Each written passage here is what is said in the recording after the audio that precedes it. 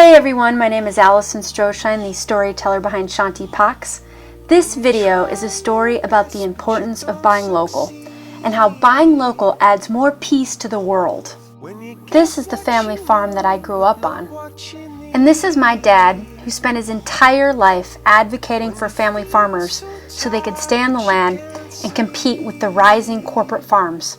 I speak to my dad about why supporting family farmers is so important. We are sitting amongst the Stroshine herd, and these are my dad's cattle along with my sister's cattle. And today we're going to be talking about the importance of buying local and how buying local actually adds peace to the world. And we are going to focus in on the story of the family farm. My father is a family farmer. I'm fourth generation. So I was going to ask him a few questions today about the importance of supporting family farmers. Now, Dad, you were a member for many, many years and still are of the National Farmers Organization, or NFO. And their mission is to help family farmers so they can get the right prices and the right support so they can sustain a livelihood. Can you tell us and the viewers why you were so committed to this cause? Well, to put the next generation back onto the land, you have to have more or less a living wage if you are a worker in town, but you have to have enough money out of your product to where you can maybe expand your operation a little, put your children through school, and then just the regular operations of a farm.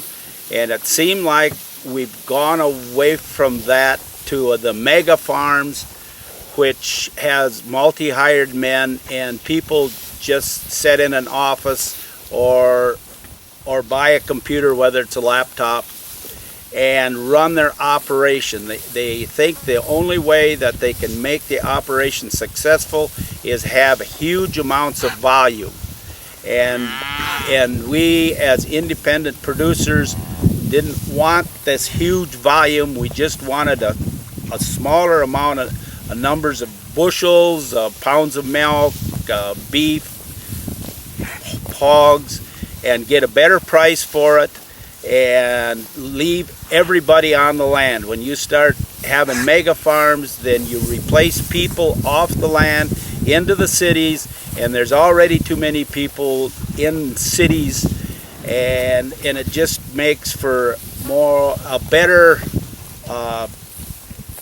society. How does a family farmer raise these cattle, for example, better than a mega farm or a agribusiness?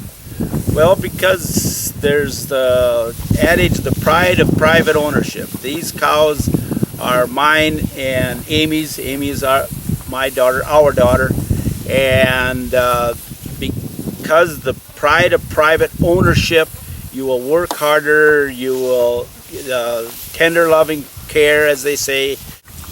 Do you think your cows are happy? Oh yes, I think they're happy. The only time I'm not happy is when they're on the wrong side of the fence. But other than that, I'm happy too. So, do you love your cattle? Yes, oh yes, they're just part of me. One thing about a cow herd, you go out and you buy the sire and you match the sires up with the dams, the daddy cows with the mama cows, and then you keep their offspring and put them back in the herd. So eventually that herd becomes a part of you because you've made all the decisions to develop this herd. So I am now a practicing vegetarian, and so how did you feel when you first heard that? Well, I guess I have to say I was disappointed and still am. And I understand that, but I think that when I told you one of the reasons I became vegetarian is because I didn't like the way these mass production of animals in these larger farms and how the animals were being treated. And when I told you that, you really started to understand a lot more. Well, yes, and I have heard that from other people, not necessarily one-on-one, but I've read it, and where that is the reason that they are a vegetarian is because of the way the animals are treated. And I sympathize. I mean, I do not want a dairy cow to be in a barn its whole life. They can give them a shot to force them to produce more milk, and it's all about economics. It's all about making the more money at the bottom line, whatever it takes. And of course, hogs are the same way. They put them in crates, and it's all about mass production. It's more of assembly line, Walmart type farming, and I've always been against that, and so has all the NFO members. After a discussion in the cattle pasture, my father took me to another space where he goes for his own form of meditation.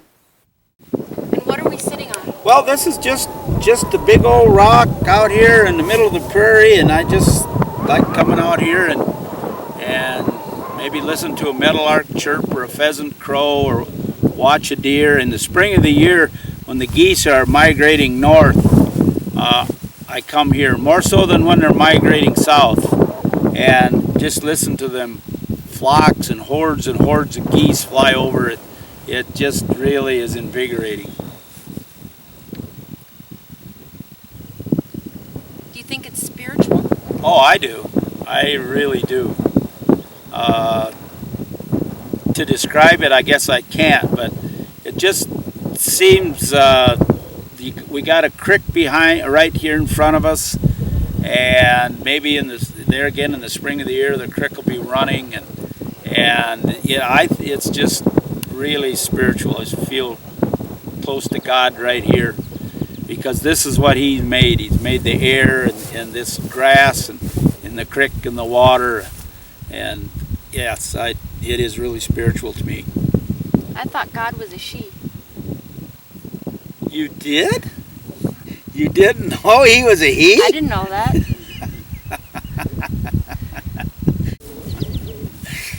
Can you see sitting here why the Native Americans find religion in nature?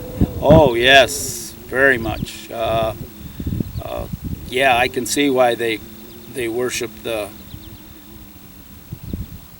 naturally the buffalo. Their religion, that way I understand, was really based around the buffalo, because that was their food and their shelter. The hides was their shelter.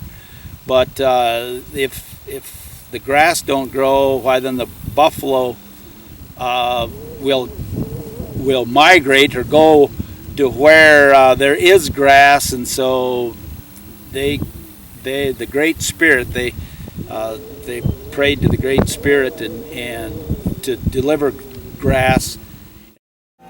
Later that day, my dad found a newly born calf who was abandoned by her mother because she was a twin, and cows typically only claim one calf.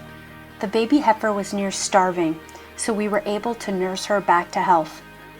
This is the type of tender, loving care you often find in a family-owned business, not a corporation. When you buy local, you buy from people who care more about the bottom line. They care about the animals, the environment, and the products and services they offer you. My challenge for you is to do what you can to buy local and support local businesses. And giving them your support, you add more peace to the world.